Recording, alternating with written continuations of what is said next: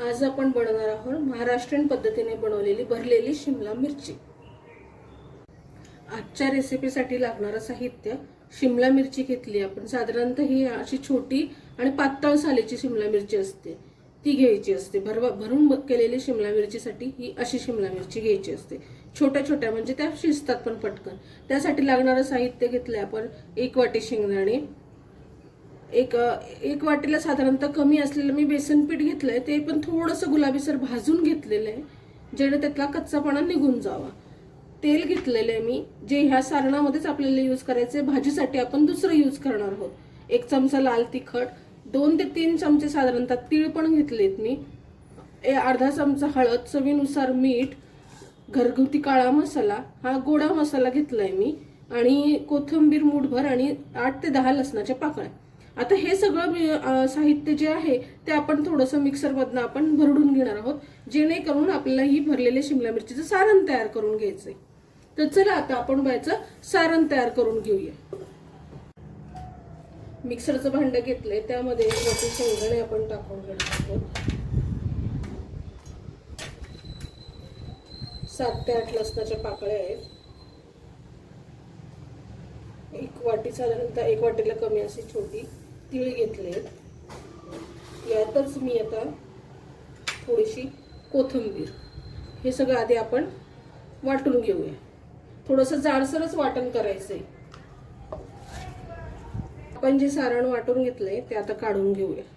तुम्ही बघताय मी साधारणतः असं जाडसरच वाटून घेतलेलं आहे हे सगळं। साधारण मी अर्धा किलो शिमला मिरची घेतलेली आहे, त्यासाठीच हे प्रमाण आहे। या सारणामध्येच आता आपण डाळीचं पीठ, लाल तिखट, हळद, घरगुती काळा मसाला, थोडासा गोडा मसाला आणि चवीनुसार मीठ,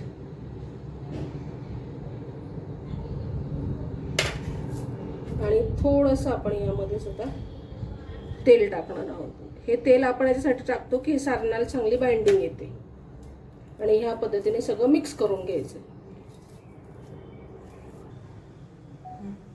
आता मिरच्या भरून करण्यासाठी त्याआधी त्यांना छान असा कट करून घ्यायचा असतो।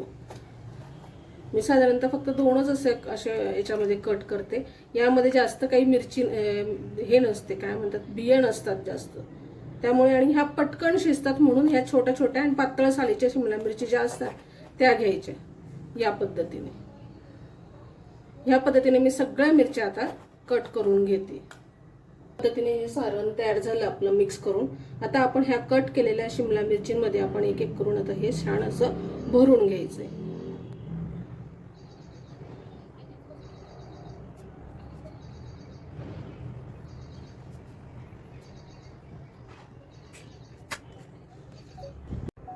या पद्धतीने आपण सगळ्या शिमला मिरच्या भरून घेतल्या आहेत। आता आपण भाजी तयार करून घेऊया याची।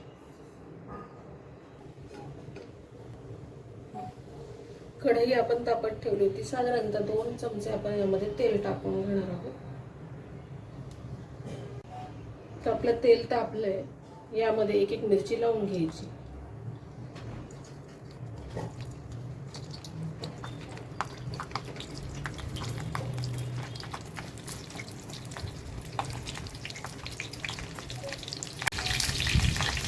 या पद्धतीने मिरच्या लावल्या की आपण थोडासा पाण्याचा हापका देणार आहोत, म्हणजे हे छानपैकी शिजतात आणि झाकण ठेवून द्यायचं।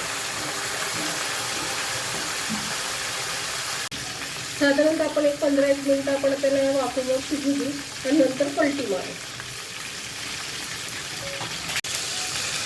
आपण मिरचीला पलटून घेणार आहोत।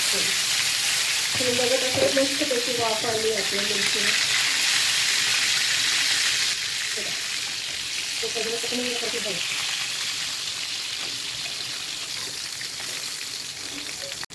या पद्धतीने आपण सगळ्या पलटी करून घेतल्या। आता परत याला थोडा पाण्याचा हापका देणार आहोत, दुसरी साईड पण आपली चांगली शिजली गेली पाहिजे। साधारणतः परत एक 5 ते 10 मिनिट आपण असंच वाफेवर शिजवणार आहोत।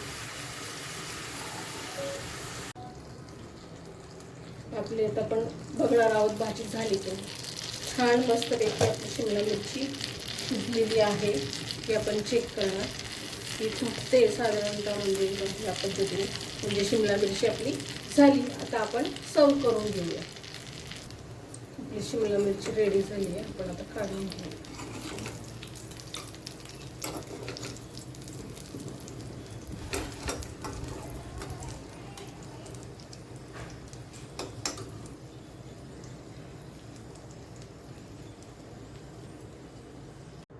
आपल्याला ही रेसिपी आवडली असल्यास लाईक आणि सबस्क्राईब करायला विसरू नका. धन्यवाद.